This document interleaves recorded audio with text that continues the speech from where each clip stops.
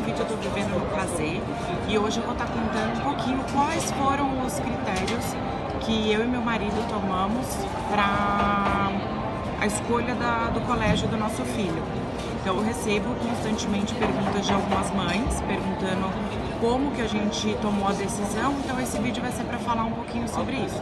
Então desde já compartilha, se inscreve, curte, ativa o sininho e comenta aí também se você tiver alguma dúvida, que eu não tenha respondido, algo que eu possa buscar nas escolas para responder aí para vocês. Então, como eu comentei, eu não vou falar de metodologia, nem de ensino, assim, no detalhe. Eu vou falar os critérios que a gente definiu como principais para a escolha. Quando meu filho chegou aqui no Cazaquistão, ele tinha ainda 12 anos, ele tinha concluído o 6º ano no Brasil. Nós chegamos aqui em dezembro, então o ano letivo do Brasil é de janeiro a dezembro e o ano letivo aqui começa em agosto. Então ele chegou aqui já na metade do 7º ano, seria o 2º semestre do 7º ano. Então a primeira coisa que eu acho que é importante falar é que nos colégios internacionais, o aluno ele pode fazer uma prova junto com a diretoria, com a coordenação da escola, e o diretor ele pode tanto passar o aluno um ano para frente quanto atrasar o aluno um ano. Então nosso filho fez essa prova e acreditaram que seria possível ele já entrar na metade do 7º ano, mesmo ele não tendo começado o 7º ano no Brasil. Então aqui no Cazaquistão, hoje, existem 4 colégios internacionais. Um colégio que ele é britânico, um colégio americano, um colégio turco que é certificado pelo Cambridge, que é esse o colégio que o meu filho estuda, e um colégio francês. Então, de cara, a gente analisou o que a gente já não queria desses 4 colégios. Então, por exemplo, a gente já não queria o francês, porque o principal idioma dessa escola era o francês. Foi o primeiro item o primeiro colégio que a gente já cortou. Depois, os outros 3 colégios que o meu marido visitou, ficou o colégio britânico, o colégio americano e o colégio turco, com a certificação Cambridge. Então, qual foi a análise dessas? O currículo dos professores, então a gente viu que eram basicamente os mesmos currículos, inclusive tinham professores de um que já tinha trabalhado na outra escola, da outra escola que começou num outro colégio e trocaram, exceto o colégio americano, onde todos os professores obrigatoriamente precisam ser americanos. Nos outros 2 colégios, os professores precisam ser nativos do idioma inglês. Então, a gente viu esse currículo que existia essa troca, então a gente acabou já indo nesse caminho. Com relação às matérias, a gente observou que as matérias eram muito semelhantes e logo que eu cheguei aqui eu fiz uma amizade com uma americana. Então ficou mais fácil ainda, porque ela tem uma das filhas dela tem a mesma idade do nosso filho e estuda no colégio americano. Então eu consegui ver com ela a grade curricular do conteúdo programático da escola da filha dela com o colégio que a gente estava cogitando já em colocar o nosso filho. E era exatamente o mesmo conteúdo. Então, pra gente, realmente, a gente tinha que ver qual era o próximo passo de decisão, que foi a localização. Então, o que a gente pensou? Aqui, a maior parte do ano, tem neve. E neve realmente forte, onde chegam determinados períodos que as escolas, inclusive, interrompem a aula por conta de nevasca, por conta de vento e até por conta da segurança dos professores, dos alunos, dos funcionários da escola. Então eles acabam cancelando a aula. Então a gente falou, a gente tem que pensar o que seja mais próximo também, para caso tenha alguma eventualidade, não prejudique tanto o ensino do nosso filho. Esse foi o 2º critério. O 3º critério que a gente avaliou foi questão de estrutura. Então, todos os colégios tinham quadras esportivas abertas, quadras fechadas, piscina aquecida, então para algum tipo de atividade que em alguns acaba sendo extracurricular e em outras está dentro da quantidade de esportes que você pode escolher. Então tem colégios que eles dão até 3 esportes que você pode escolher dentro do preço que você vai pagar, e tem colégios que você paga como se fosse uma taxa à parte pelos esportes que você deseja fazer. Questão de controle de entrada e saída, afinal de contas a gente ainda não conhecia muito bem como que funcionava o país, então a gente queria ter certeza de que iam ter um controle das pessoas que acessavam o colégio, sistema de câmeras, a parte de salas de ginásticas, porque aqui a educação física deles, eles têm exercícios mesmos, como se fosse uma sala de ginástica completa, com os equipamentos profissionais. E todas as escolas atingiam também essa expectativa. Acessibilidade, tanto para pessoas com necessidades especiais ou para alguma eventualidade. Às vezes a criança pode ter se machucado e precisa de uma rampa de acesso, alguma coisa assim. A gente também olhou isso. E o ambulatório, que é caso aconteça alguma coisa dentro do colégio. Então eles, como a grande maioria dos colégios, eles vão direcionar para um hospital, para algum lugar, mas a gente também procurou saber se os colégios tinham esse pronto atendimento. O quarto critério que a gente levou em consideração foi o preço. Então, o preço é bem importante.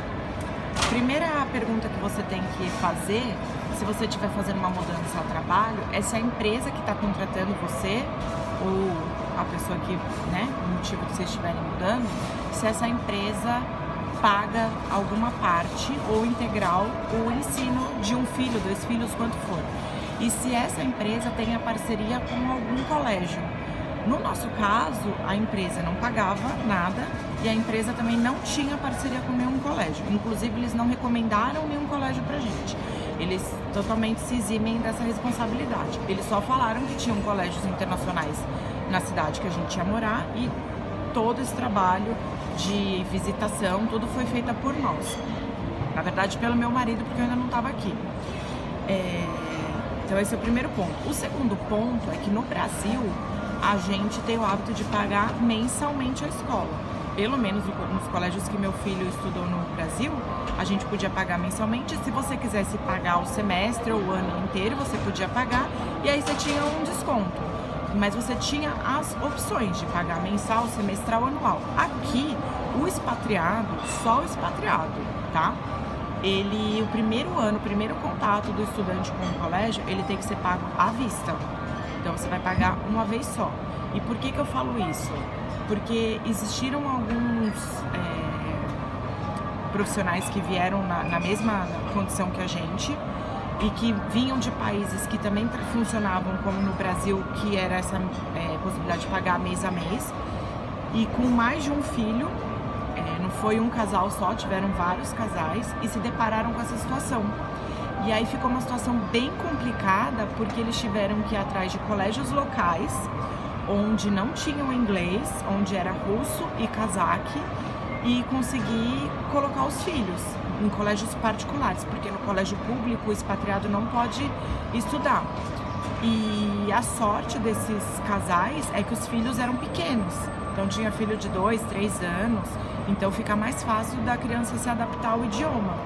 Mas no caso do nosso filho, que já estava com 12 anos, quase 13 anos, não tinha como, porque ele já tem uma grade de matérias, um currículo um pouco mais delicado, não dava para fazer essa mudança. Então já ia ter a barreira idioma e ainda por cima ser a barreira idioma do inglês para o russo ia ficar mais complicado. Então vamos aos preços para vocês terem uma ideia de como esse ponto que eu toquei é importante. Então se a gente pensar em mensalidade desses 4 colégios, o colégio mais barato, $1.400, e o colégio mais caro, $2.700 a mensalidade. Se você fizer uma continha aí, para 2 filhos, nosso caso é um filho só, mas a gente vai fazer a conta para 2 filhos, porque a grande maioria das pessoas que a gente observa aqui tem mais de um filho. Para 2 filhos, fazendo a conta pelo colégio mais barato, daria $34 mil à vista. Pra gente é bastante dinheiro, então não sei pra você que tá assistindo aí, mas você já fica com essa perspectiva. Agora, para 2 filhos, no colégio mais caro, 65 mil dólares. Então, tem aí um parâmetro do quanto você tem que se programar para pagar, caso no país que você esteja mudando, também tenha que fazer esse pagamento antecipado, pelo menos no primeiro ano.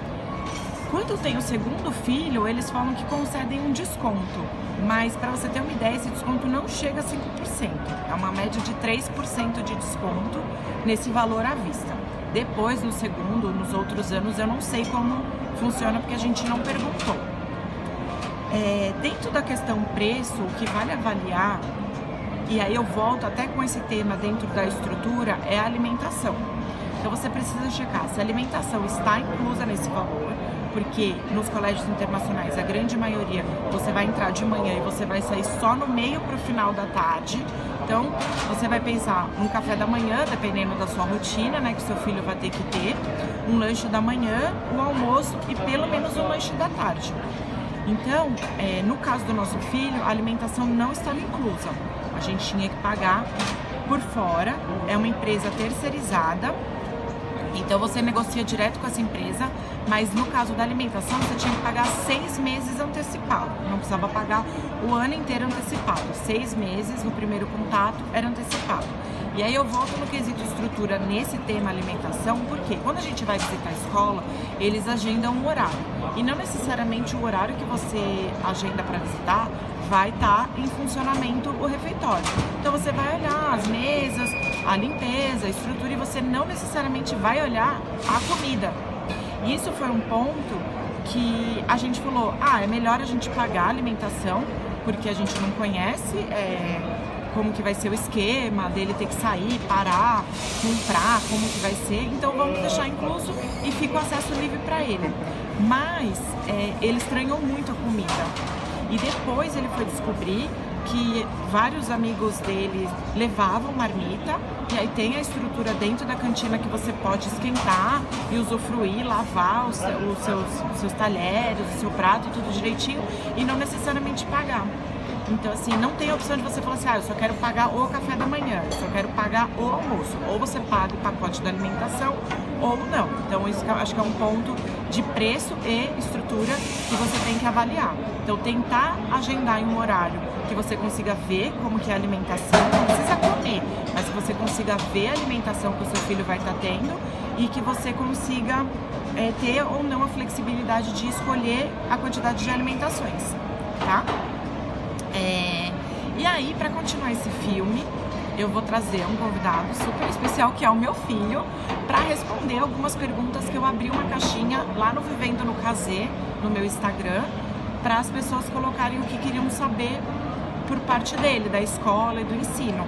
Então ele vai estar aí respondendo para você. Então, meu filho! Lipe! Então vamos lá, eu separei 10 perguntas, porque tiveram algumas que foram repetidas. Aí vamos ver o que ele tem para contar pra gente. Pergunta número 1. Como foi a adaptação com novos amigos e as saudades?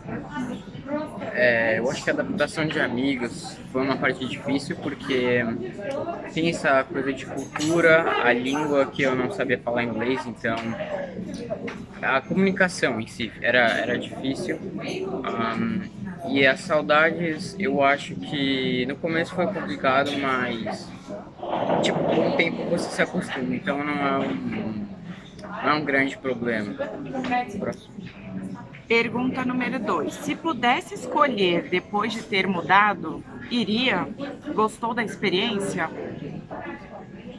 Eu acho que sim, eu iria vir para cá de novo, porque foi um lugar que me mostrou várias culturas. Eu aprendi a falar inglês aqui, conheci várias pessoas de diferentes países, ou seja, assim, eu ganhei muito conhecimento em relação a religiões, línguas, como eu já falei. Então eu estava estudando francês, eu estava tentando estudar por mim mesmo russo. Então eu acho que foi uma oportunidade de acabar saindo de uma bolha. Então sim, eu iria vir para cá, gente. Legal. O que achou mais difícil além da língua? E além da língua, foi muito difícil fazer amigos e as matérias da escola? O que achou mais difícil além da língua e o que foi mais difícil além da língua? Fazer amigos ou as matérias da escola? Então, além da língua, eu acho que foi a adaptação em relação à adaptação no país em si, porque a- a- assim, é muito diferente do Brasil, esse negócio de clima, eu não sei, mexe com a pessoa, né?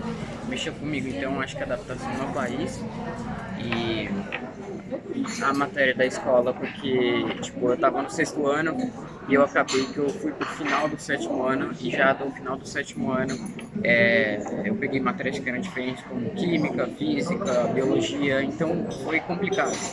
Então eu acho que, pelo fato de eu não ter estudado isso antes, eu acho que foi mais complicado as matérias do que fazer amizade. Gosta dos professores ou prefere os professores do Brasil? E essa daí complicou. Não, essa aqui eu tenho que falar que eu prefiro os professores do Brasil, porque eu acho os professores daqui muito rígidos, eles dão o triplo de lição de casa, o que acaba que a gente não pode fazer quase nada durante a semana. Meus amigos estão de prova porque eu vou jogar com eles e eu tô falando, tipo, estou fazendo lição de casa, porque eles são mais rígidos, então eu acabo que eu prefiro os professores do Brasil porque eles são mais gente boa do Brasil, com certeza. Tem muita matéria diferente, você já falou de algumas, né? Mas então, qual seria a matéria mais diferente, o que você não estava esperando ter? Eu acho que eu não esperava ter Kazakh, né, que no caso é a língua deles, e também não esperava ter a história do Cazaquistão, eu não esperava estudar isso. Mas elas não são tão difíceis porque é mais tipo. É aquilo, é só você estudar que você, né, aprende. Tá. O que mais gosta, uma coisa que mais gosta da escola e uma coisa que menos gosta na escola. O que eu mais gosto eu acho que. Deixa eu pensar. Uma coisa que eu não gosto do colégio, mesmo sendo online, eu acho que é como eu falei, as lições de casa, porque a gente acaba tendo muito projeto, lição, o que acaba. Eu acredito que isso não acontece só na minha escola e que poderia mudar em todas as escolas, que é a quantidade de lição de casa, porque acaba que a sua agenda fica muito lotada e você às vezes não consegue nem aproveitar uma sexta, um sábado, um domingo com a família ou com os amigos. Essa não é da escola, mas o que você acha do país, seu ponto de vista do país? Então, eu acho que a minha opinião sobre o país não é uma opinião tão boa, porque, assim, eu acho que é um país, assim, é uma cultura que é legal, só que a cultura às vezes acaba que deixa eles, como eu posso dizer, tipo, eles não são, eles são amigáveis, mas tipo, você precisa de um tempo pra virar amigo deles. Isso é meio complicado, porque eles ficam meio tipo, eu te conheço, mas na verdade eu não te conheço. Desconfiado. Desconfiado, exato. O que é meio ruim. E eles. E é aquilo, eles não. E a gente ainda que é estrangeiro é pior ainda, porque eles já ainda ficam tipo, você é de fora, você não fala a nossa língua. Então. Dificulta. Dificulta, exato. A educação física é igual ao Brasil? E como você faz aula nos dias de frio?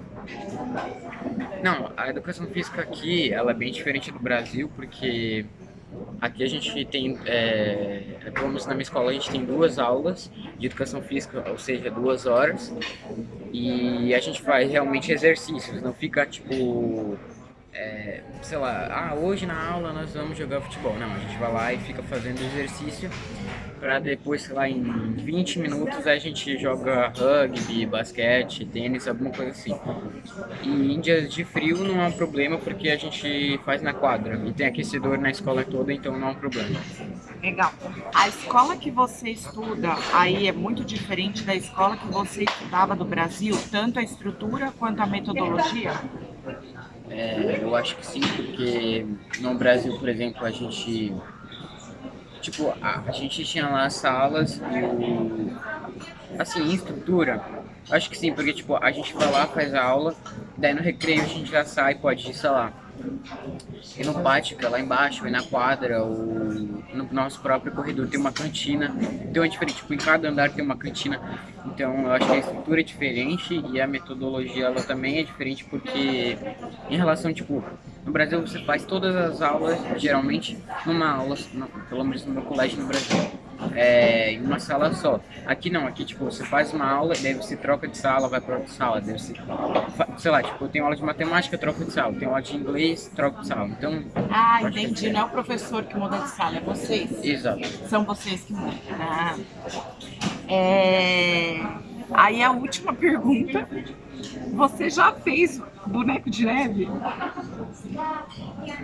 Não, nunca fiz boneco de neve, porque a gente chegou aqui, daí acabava que eu ia pra escola todo dia e não dava vontade de ir pra fora. Porque Mas você quer fazer o boneco de neve? Não. Ah, talvez, não sei. Talvez. Mas, não sei. Eu não consegui fazer porque deu um negócio de quarentena e acabou o nosso tempo. A gente não podia sair. É isso aí, pessoal.